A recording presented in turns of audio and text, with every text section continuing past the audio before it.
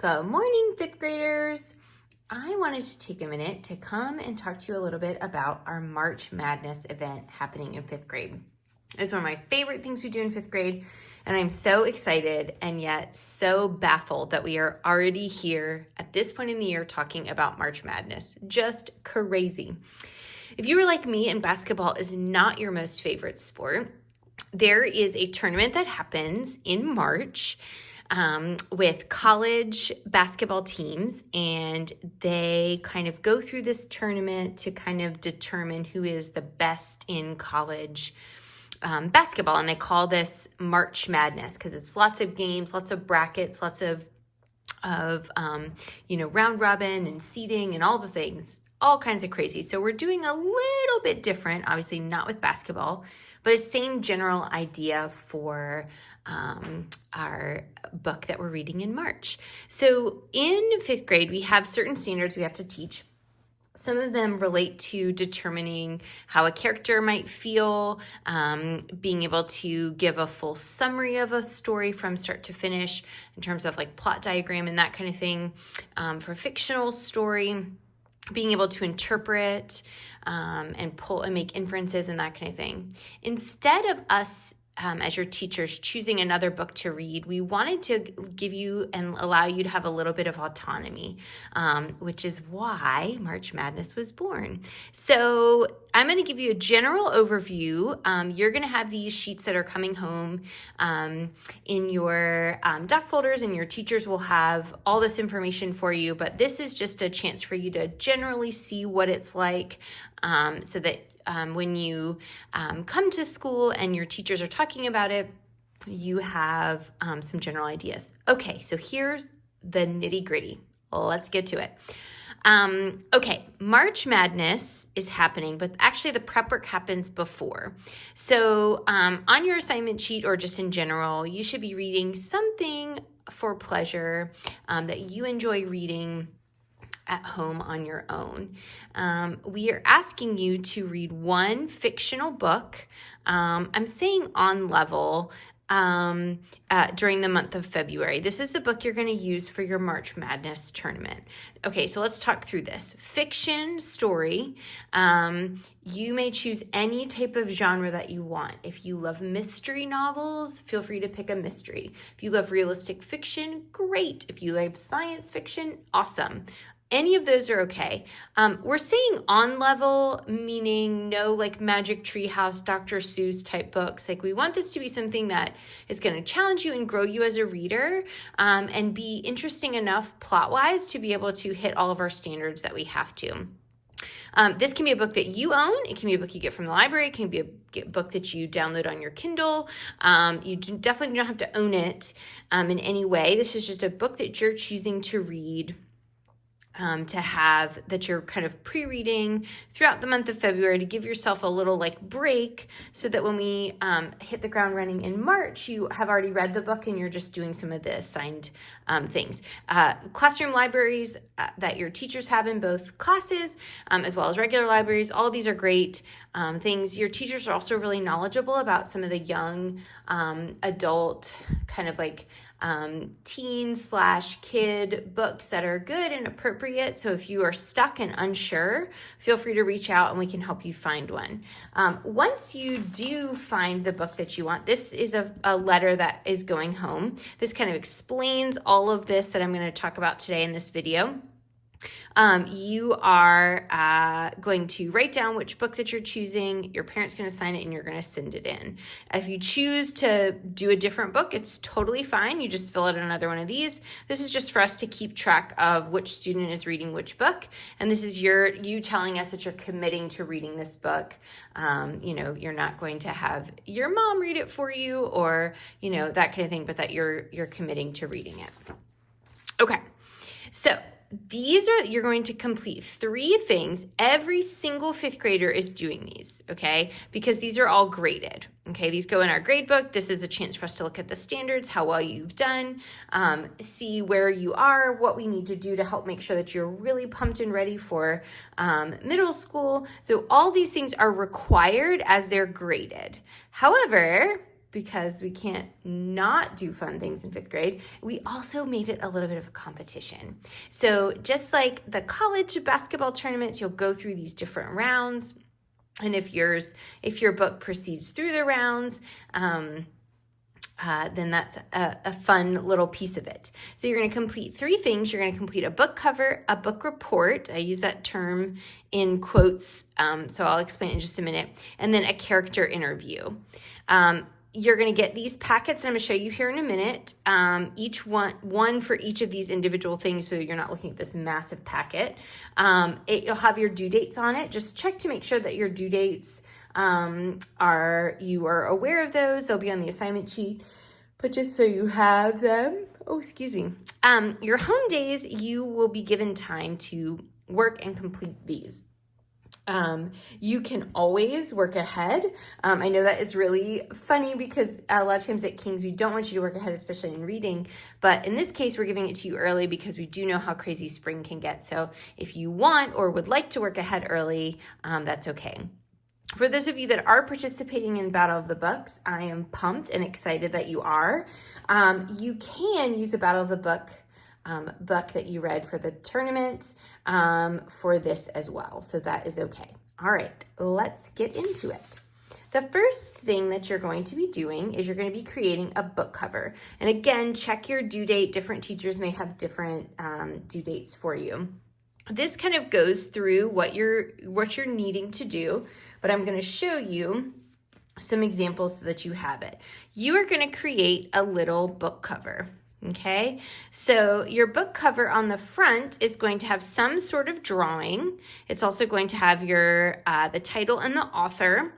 And then on the back, just like a regular book cover, it's going to have 3 to 5 sentences that's like persuading someone to read this book. So anything that you feel like was really important, that hooked you, that made you want to keep reading is what you would write here. You can type it, you can write it if you would like. Any of those are completely fine. We actually display these on a bulletin board outside the classroom, and we make it to look like a tournament, and then the little book covers move forward in the tournament if they are selected, okay? So I'm gonna show you some in a minute, but just so you know what else is in this packet. Just like I showed you here, the front, this is like if I were to show it to you like this, okay, but it's folded. So the front is going to have your hand-drawn cover, title, and the first and last name of the author. It says it on here, but this one is Harry Potter and the Sorcerer's Stone. This is a different cover than if I were to pick it up in Barnes & Noble. So just make sure that you're not redrawing the same thing. And then you are going to write 3 to 5 sentences about why someone should read this book. And then your name goes on the inside cover. Okay, here is the rubric about how you can earn points, because remember, it's graded. And then also included in that is a template. You have one template that you can use, and we gave you an extra just in case you need it. If you feel like you need additional templates, this is on Facts, you can go ahead and print it. Let me show you some examples of ones that people have done in the past. Okay, so here's Harry Potter and the Sorcerer's Stone. Unusual Chickens for the Exceptional Poultry Farmer, B3087, Hatchet, Ella Enchanted, Escape from Lemoncella's Library. So all of these were books that have a different cover than what if you would find them in Barnes & Noble, which was great. All of them have a summary on the back. And all of them, their name is on the inside. We end up taping these together to put them out on the bulletin board. I just want to encourage you to make sure you check your rubric. Here's one example of someone who created one, did such a beautiful job on this. The summary was impeccable, but they forgot to include the author. So this one did not advance, even though it was a really great example of one. Okay, so that is the first example. You're creating this book cover, and that is going to come in. The next round, where it goes, so this goes from, this narrows it down to 16. So we'll select the top 16 book covers. Your teachers are not selecting them. We have an independent judge who comes in and decides who they think, based on the rubric, are the ones that are moving forward. The next round takes it from 16 down to 8. And this is your Elite 8 round. You are creating a book report, and I use the term report very, very loosely. Again, this is graded. So you'll see a rubric here with how many points it is and how you earn your points. When we get to this round, again, this part is graded. This is what your teacher will grade, and this goes in your grade book. However, at this point, we go to peer grading. Everything is done anonymously, so your name is not listed on anything. However, we would just say, like, for example, like Behind Rebel Lines, and then we would read out loud the ones that you wrote, and your peers will grade them based on how well they feel like you did, based on this criteria, based on overall general things. And so then the top 8 scores move forward into the next round. Again, everyone is doing this regardless because it is graded. This is what your book report, quote unquote, looks like. You have 2 pages. You are welcome to write. You are welcome to, this is an editable PDF, and we also have it as a Word document. You're welcome to just type in them as you go. Again, you'll be given class time to work on it at home. However, if you want, it might be a good idea to work on like one or a couple of boxes as you go along. So it's not this big thing that has to happen, okay? So you're going to be talking about the main characters and describing them, physical appearance and character traits. You're going to be describing the setting, including at least 3 details. Talking about the plot. You're basically writing a paragraph. You're kind of telling about the beginning, middle. Don't give away the end of the story, but up into the end of the story as part of your plot. You're going to write about your favorite part. What was your favorite part and why was it your favorite part? And then also you're going to compare this, whatever novel you read, to one that we have already read this year.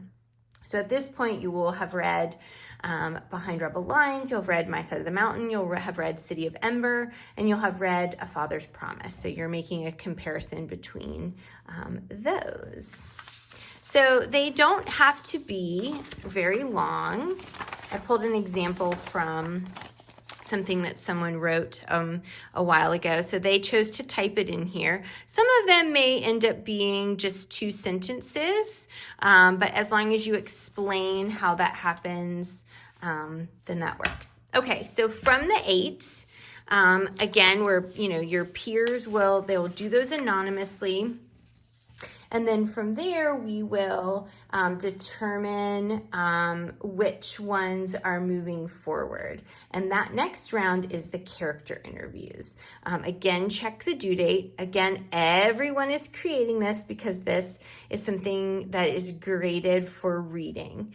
What you're doing is you're creating 7 questions that you would ask. Think of it like a TV interview. You have an interviewer who's going to ask the question, and then whatever character you're interviewing will respond. And so, but you and your brain are thinking about that character, what you know about that character from what you've read, and you are answering the question in that format. Okay, so again, it is graded. So here is the rubric.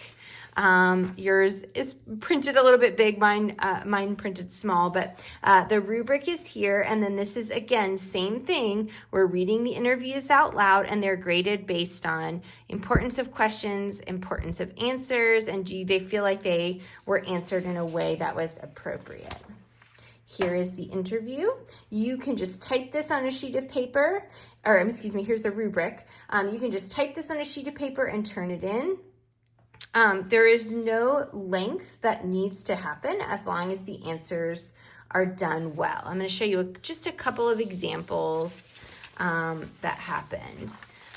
So there are some that were written that the interviewer asks the question and then the answer is written in longer formats, giving lots of details. That is great. Some of them are shorter questions and answers. Some of them got really creative, where they would say, in this case, the main character was a dog, so they interviewed, or in several animals, so they interviewed and asked several different questions to different characters. That's okay too. So they asked a question of the mouse, and so then they wrote, squeak squeakers, squeak squeakerton, and then they translated it. So if that is something that you love being creative, this is a chance for you to do that.